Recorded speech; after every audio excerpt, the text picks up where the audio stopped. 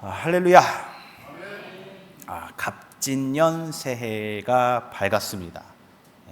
참 올해는 이름도 좋아요. 갑진년이에요. 올해가 참 정말로 값진 하나님의 은혜 안에서 값진 한 해가 되시기를 주님의 이름으로 간절히 축원합니다. 새해를 맞아서 첫 번째 수요일의 말씀을 제가 담당하게 되었습니다. 그래서 이 첫 번째 수요일 말씀, 새해 첫 말씀을 어떻게 하면 좋을까 고민을 하다가 말 그대로 성경 속에서는 새해의 모습이 어떨까 하는 것을 찾아봤습니다. 찾아봤는데 날 하루를 뜻하는 이 날의 개념은 창세기에서부터 시작이 됩니다. 다 기억하시겠죠? 하나님께서 말씀으로 빛이 있으라 말씀을 하시고 그 빛이 생기고 어둠이랑 나뉘게 되죠. 그리고 나서 기록이 어떻게 되냐면 저녁이 되고 아침이 되니 이는 첫째 날이니라. 날은 여기서 시작이 됐어요. 그럼 주는 어디서 시작이 되는지 아시나요 혹시? 아마 분명히 다 눈치채셨을 겁니다. 이렇게 천지창조를 쭉 진행하시고 일곱째 날 하나님께서 쉬시면서 그날을 축복하여 이르시기를 이날은 안식일이니 너희들도 다 쉬어라 말씀을 하셨죠. 그 일곱째 날을 하나님께서 안식일로 지정을 해서 일곱째 날은 안식일이다, 일곱째 날은 쉬어라 지정을 하시면서 일주일, 한 주가 생성이 된 거예요. 주의 개념이 세워졌어요. 일주일 7일 단위로. 근데 이제 그 이후에 더 나아가서 달의 개념과 해의 개념은 성경에서 어떻게 만들어졌는지에 대해서는 정확하게 기록은 없습니다. 근데 우리가 찾아볼 수 있는 건 어디냐? 다행히 이제 새해의 말씀을 찾아보다가 보니까 새해와 관련된 모습들을 찾을 수 있는 구절이 있었는데 그게 바로 오늘 우리가 함께 나눈 출애굽기 12장 1절의 말씀이었어요. 오늘의 말씀을 딱 보니까 본문에 딱 기록이 되어 있죠. 이 하나님께서 아주 직접 말씀하신 겁니다. 이 달을 너희에게 달의 시작 곧 해의 첫 달이 되게 하라라고 하나님께서 말씀을 하신 것이죠. 이 장면은 어디에서 나왔느냐? 우리가 잘 알다시피 이 장면은 유월절을 하나님께서 제정하시면서 주신 말씀이에요. 하신 말씀이에요. 유월절을 제정하시면서. 자, 그러면은 이제 그때 이때로부터 이제 유대 사회는 어떻게 되냐면은 그 일반적으로 모든 사람들이 공통으로 사용하는 달력을 사용하죠. 한 해를 1년을 나눠서 사용하는 달력을 사용하는데 거기 중에서 7월 1월부터 12월까지 중에서 7월에 해당하는 그 달이 종교력으로 1월이 되는 거예요. 6월절이 7월입니다. 그래서 유대 사회에서는 그래서 민간력, 일반적으로 사용하는 민간 달력과 그다음에 종교력을 함께 사용을 하게 되죠. 마치 우리가 그 일반 달력을 사용하고 또 교회력을 사용하는 것처럼 말이죠. 그런 식의 이제 그 종교력을 만들어서 하는데 그 종교력의 새해가 6월절로 시작이 되는 7월이었다는 거죠. 7월이 1월이 된다는 거죠. 자, 그렇습니다. 그러면은 이제 이 말씀을 토대로 생각을 해보면은 성경에서 맞이하는 새해의 모습이 어땠는지가 이제 대략적인 풍경이 그림이 그려질 것입니다. 여러분들도 한번 눈을 감고 한번 상상을 해보십시오. 이스라엘 민족입니다. 430년 동안 애굽 땅에서 거주하면서 자손들은 많이 번성을 했어요. 근데 문제는 무엇이냐? 우리가 애굽의 하층민으로 살아가고 있었단 말이에요. 노예로서 살아가고 있었단 말이에요. 그 당시에 이제 그 이집트의 왕 파라오는, 애굽의 왕 바로는 그 거대한 도시를 짓기 위해서 막강한 양의 그 노동력을 착출을 했고 거기에 이제 이스라엘 민족들도 다 동원이 된 거예요. 어마어마한 노역이 부과되었습니다. 그런 와중에 고된 나날들을 살고 있었는데 내일은 과연 오늘보단 나을까? 그런 희망조차도 다 잃어버릴 때쯤에 한 사람이 나타나요. 한 사람이 나타나는데 내가 여호와 하나님이 보내셔서 왔다. 너희들 조상의 하나님, 너희를 돌보시는 하나님 여호와 하나님이 내가 너희에게 보내서 내가 왔다라는 사람이 한 사람이 나타나요. 그게 모세죠. 사람들은 술렁술렁했습니다. 과연 우리 조상의 하나님 그 약속하신 그 430년 전에 이제는 우리들 가운데서도 희미하게 잊혀져가는 그 전설 속의 여호와 하나님이 과연 지금 이제 우리를 구원하실 것인가? 그 기대감이 술렁술렁 퍼져가고 있었는데 첫 번째 바로와 이제 대독을 했죠, 모세가. 그 다음에 어떤 일이 있었습니까? 능력으로 이제 싸움이 있었는데 그 능력에서 하나님이 승리하셨음에도 불구하고 바로는 오히려 이스라엘 민족들을 더 탄압하기 시작했어요.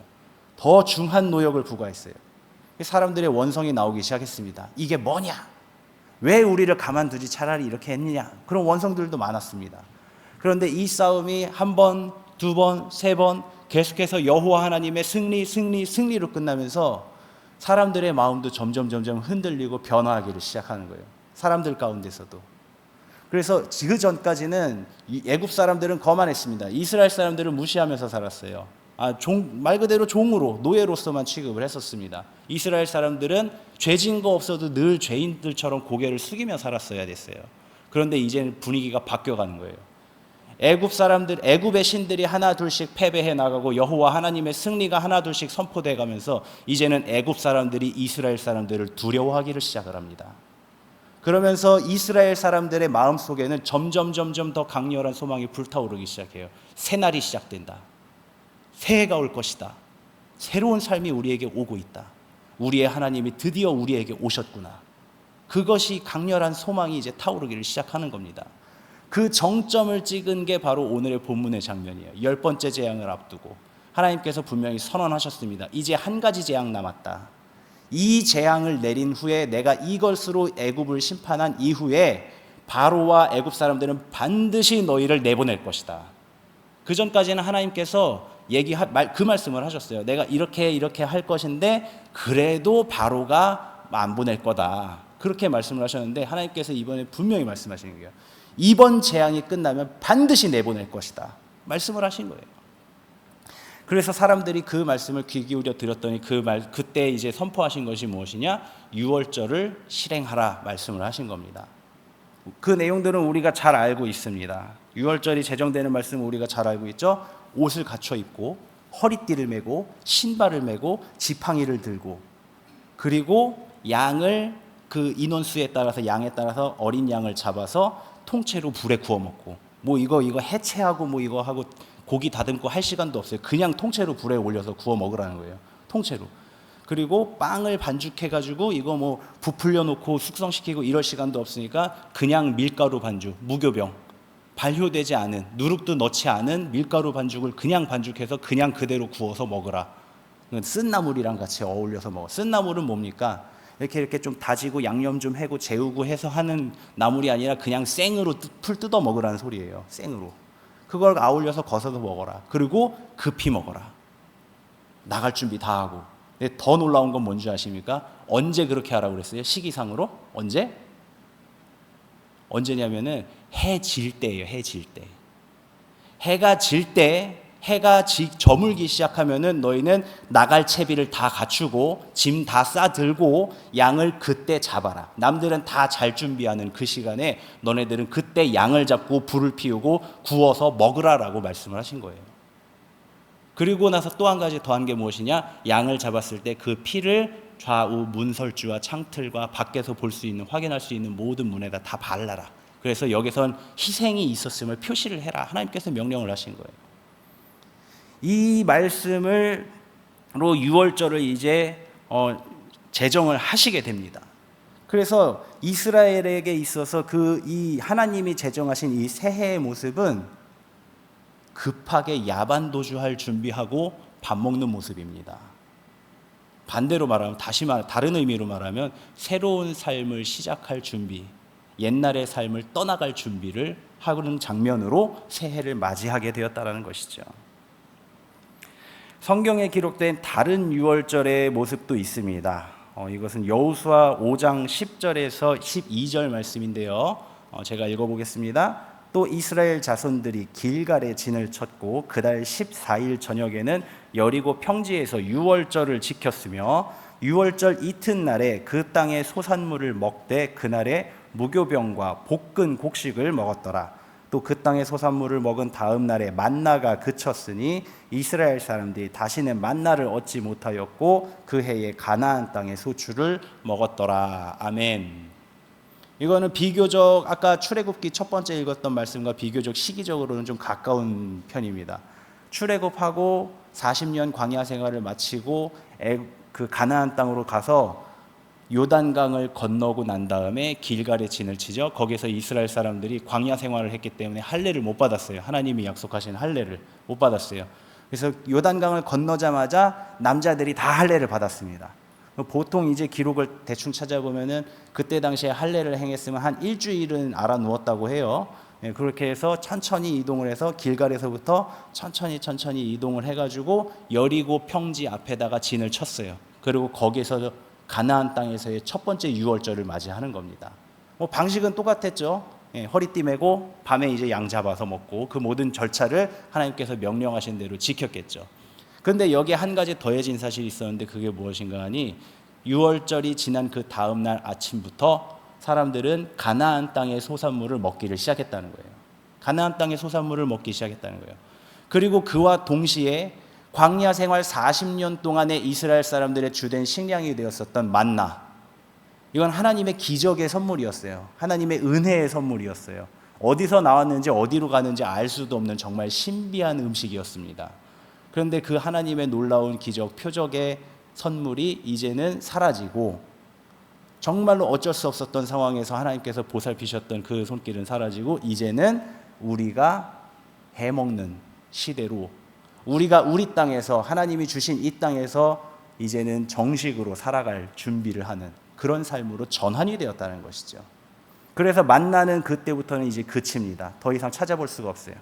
오직 찾아보려면은 그 하나님께서 명령하셨을 때 처음 만나 나왔을 때 그 항아리에 담아서 법궤 안에, 나중에 이제 법궤 안에 모시게 되는, 법궤 안에 모셨던 그 만나 항아리에서 밖에는 만나를 찾아볼 수 없게 된 거예요.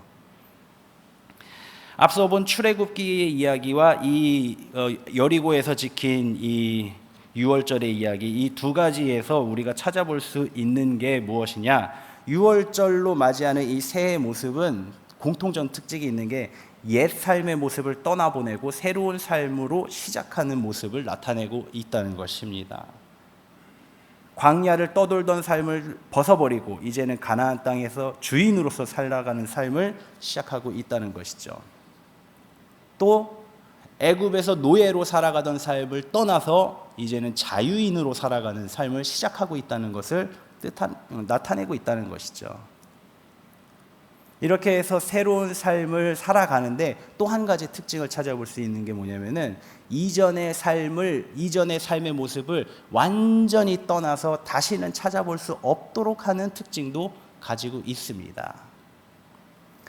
이러한 유월절의 새해의 삶, 새로운 삶의 모습이 우리와 상관없는 이야기가 아니라 오늘을 살아가는 우리 그리스도인들과 직관적으로 연결되는 사건이 또 있지 않습니까? 유월절 하면 우리가 성경에서 빼놓을 수 없는 사건, 바로 우리 주님의 십자가 사건입니다. 성경 누가복음 22장 19절 말씀을 잠깐 한 절 읽어보면은 예수님께서 유월절을 식사를 나누시면서 이제 마지막 만찬을 하는 자리죠. 성만찬을 제정하시는 장면입니다. 또 떡을 가져 감사기도 하시고 떼어 그들에게 주시며 이르시되 이것은 너희를 위하여 주는 내 몸이라 너희가 이를 행하여 나를 기념하라 하시고 아멘. 주님께서는 자기의 몸과 생명을 유월절의 속죄물로 드리심으로써 모든 인류의 죄를, 특별히 나의 죄를 대속해 주신 사건입니다. 그 사건이 바로 유월절의 사건입니다. 이 사건을 통해서 우리는 멸망할 죄인의 삶에서 영생할 하나님의 자녀로서 살아가는 삶으로 거듭나게 되었다라는 것이죠. 우리가 알다시피 아까 전에도 앞서서 말씀드렸지만은 유월절에 어린 양을 잡는 의식은 단순히 식량을 마련하는, 그 먹을 음식을 마련하는 의식만은 아니었던 것입니다. 그 피를 발라서 희생이 치러졌음을 표시하는 그런 의미도 함께 있었죠. 그리고 그 표시를 하는 의미는 무엇이냐? 다시 말하면 하나님의 말씀에 순종했다라는 표시기도 한 것입니다. 우리 기록을 찾아보면 그런 내용도 있습니다. 이스라엘 사람이 아닌데도 그 이스라엘 사람들을 두려워해서 여호와 하나님이 말씀하신 대로 유월절을 같이 지킨 애굽 사람들도 있었다고 해요. 근데 놀랍게도 그 사람들의 집에도 재앙은 넘어갔다고 합니다. 그뿐만 아니라 그 이스라엘 사람들이 출애굽할 때에 이스라엘 민족만 나온 게 아니라 그 같이 노역 생활을 하던 다른 민족들도 같이 이제 나왔다는 이야기들도 있죠. 네, 그렇습니다. 하나님의 말씀에 순종을 하고 하나님의 말씀대로 살아갈 준비가 된, 떠나갈 준비가 된 그런 사람들은 그 유월절 행사에 동참을 하고 그 가운데서 자기의 삶을 떠나서 새로운 삶으로 시작을 할 수 있게 되었다는 뜻이죠. 사랑하는 성도 여러분, 그리스도인으로서 예수 그리스도의 피로 새 삶을 시작할 준비가 되셨기를 바랍니다. 여러분의 삶과 여러분의 가정과 여러분의 모든 행사가 옛 것을 떠나서 주님으로 인해 시작되는 새 삶으로 떠날 준비가 되셨기를 바랍니다. 그렇게만 하신다면은 고단하고 답답했었던 여러분의 삶의 현장에서 구원의 소식이 들려올 것입니다. 하나님의 역사가 세상의 이치와 대립하면서 내 삶을 변화시키는 놀라운 체험이 여러분들의 삶 가운데서 일어나게 될 것입니다. 그래야 해서 결국은 내 힘과 내 능력으로 괴롭게 하루하루 헤쳐나갔던 나의 삶이 주님의 은혜와 주님의 능력 안에서 평안한 삶으로 변화되고 또 묶였던 삶에서 자유한 삶으로 변화되는 그러한 체험이 여러분들의 삶에 있을 줄을 믿습니다. 사도 바울은 이 사실을 교우들에게 강조하면서 한 가지 사실을 경고하고 있습니다. 그것은 바로 옛삶으로 되돌아가지 말라는 것입니다. 고린도전서 5장 7절의 말씀입니다. 너희는 누룩 없는 자인데 새 덩어리가 되기 위하여 묵은 누룩을 내버리라. 우리의 유월절 양 곧 그리스도께서 희생되셨느니라. 아멘. 첫 유월절을 출애굽기 본문 말씀에서 첫 유월절을 제정한 후에 애굽을 나온 이스라엘에게 하나님은 다시는 애굽으로 돌아가지 말라고 경고하셨습니다. 옛날의 삶을 다시 기억하지도 말고 돌아가지 말라는 뜻이었어요. 이 경고는 그냥 단순히 그냥 조금 몇 달, 한 몇 개월이 아니었습니다. 영원이었어요. 영원이었어요. 이 약속이 그래서 언제까지 가냐면 열왕기 시대까지 쭉 시간이 흘러서 열왕기 시대까지 넘어가면 그 왕국이 위태위태하게 됐을 때에 그 왕들이 애굽을 의지하려고 하잖아요. 그런데 선지자가 일어나서 뭐라고 합니까? 애굽을 의지하지 마라 경고합니다. 애굽을 의지하지 마라. 애굽은 썩은 동아줄이다. 그리고 하나님을 의지해라. 하나님의 말씀에 순종해라 경고하지 않습니까? 또 여리고에서 유월절을 지내고 새 삶을 시작하는 이스라엘을 향해서 하나님이 말씀하신 것은 무엇이냐? 하나님은 이 땅, 가나안 땅을 완전히 정복해서 영원한 기업으로 삼고 다시는 떠도는 자가 되지 말라고 하나님께서 말씀을 하셨습니다. 그래서 그 땅의 백성들, 그 땅의 문화, 그 땅의 풍습들을 완전히 진멸하라라고 말씀하신 거예요. 다시는 떠도는 자가 되지 않기 위해서, 완전히 그 땅을 차지하기 위해서.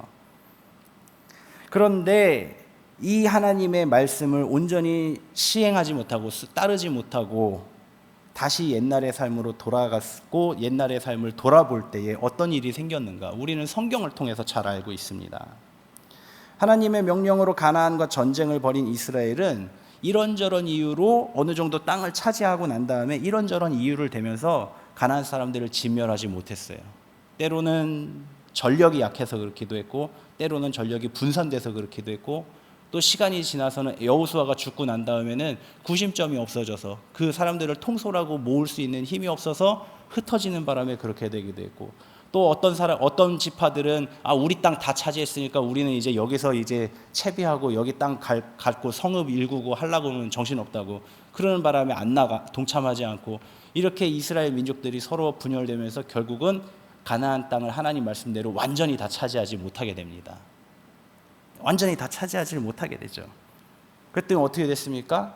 가나안 지파 사람들과 섞여서 살게 되더니 그 이야기가 이제 사사기에 기록이 돼 있죠.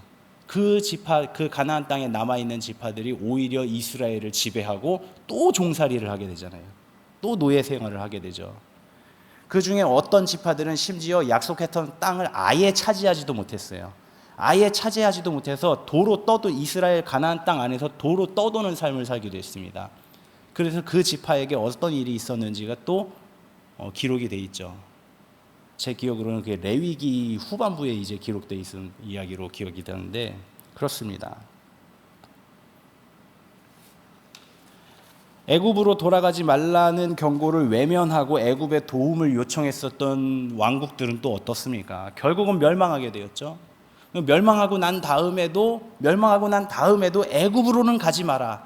딴 데 몰라도 애굽으로는 가지 마라고 하나님께서 선지자를 통해 그렇게 외쳤는데, 결국은 피난민들이, 나라가 완전히 멸망되고 성전이 붕괴되고 예루살렘 성이 무너지고 그 피난 가는 사람들이 또 애굽으로 도망간 사람들이 있어요. 끝까지 하나님의 말씀을 안 듣고 애굽으로 돌아간 사람들이 있어요.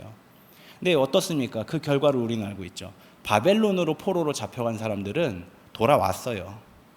돌아왔어요. 하나님의 약속대로.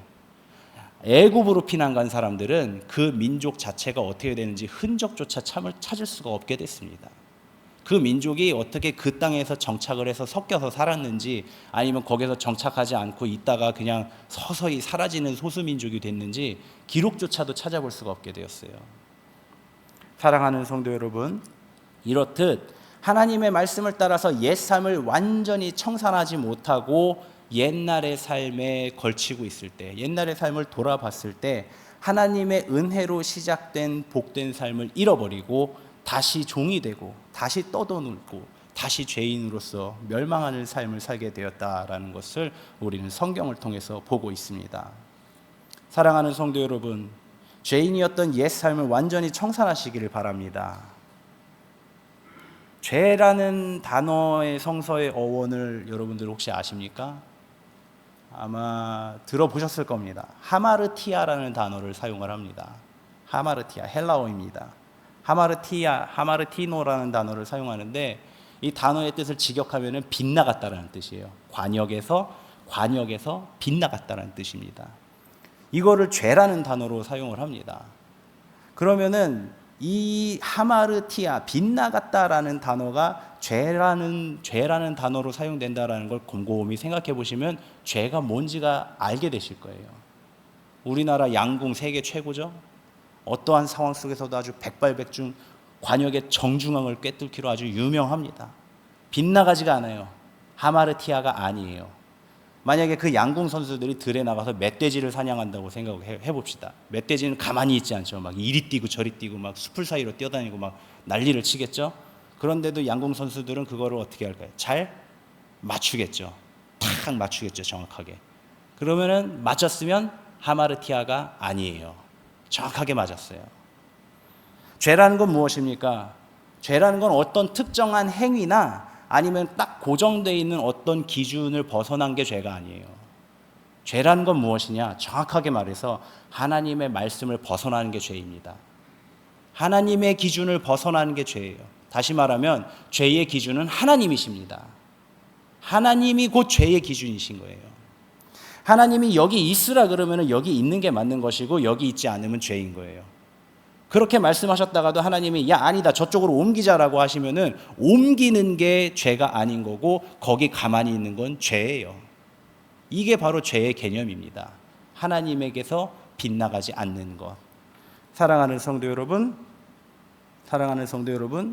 죄인의 삶을 청산하시길 바랍니다. 다시 말하면 이제후로는 철저하게 하나님의 말씀대로 살아가시길 바랍니다. 하나님의 말씀 안에서 살아가시기를 바랍니다. 그래서 지금까지의 우리의 삶의 방식을 완전히 떠나시기를 바랍니다. 내가 생각하고 내가 계획하고 내가 이끌어가던 삶의 방식에서는 고난도 나의 몫이고 괴로움도 나의 몫이고 죄도 나의 몫입니다. 그러나 우리를 불쌍히 여기시는 주님께서 우리를 보고 말씀하시지 않습니까? 이리 와라. 이리 와, 내 옆에 앉아라. 내 품에 와라. 이젠 내가 책임질게. 나와 같이 가자. 내 손 잡고 가자. 나만 믿고 따라와. 그게 세상 기준으로 생각했을 때는 이상해 보이지만 이 길이 맞으니까 일단 날 따라와라. 그러면서 주님께서 우리에게 손 내밀고 계시지 않습니까? 이 주님의 부르심을 따라서 한밤중에 허리띠를 띠고 신발을 신고 지팡이를 잡고 고기를 구워 먹으면, 그리고 그 피를 문설주에 바르고 주님 나 준비됐습니다. 나 떠날 준비됐습니다. 하고 있으면 주님께서 우리의 손을 붙잡고 이끄시는 겁니다. 새로운 삶으로, 하나님의 나라로 우리를 이끄신다는 것입니다. 사랑하는 성도 여러분, 사랑하는 제암교회 성도 여러분, 이 새해에 여러분의 몸과 마음과 생각이 이 6월절을 지내며 새로 시작하는 그런 한 해가 되기를 간절히 소망합니다. 여러분들의 삶 속에 주님의 승리하심이 반드시 나타날 것입니다.